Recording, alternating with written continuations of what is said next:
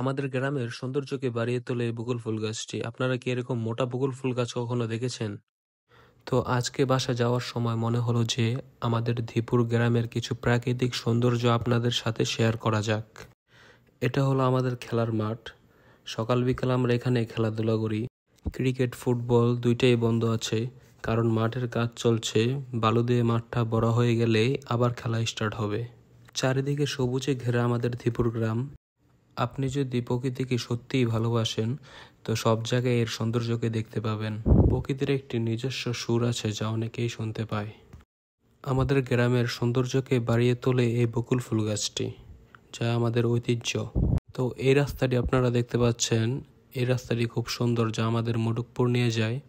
তো 3 রাস্তার মোচড়ে আমাদের বকুল ফুল গাছটি অনেক অনেক বছর ধরে দাঁড়িয়ে আছে।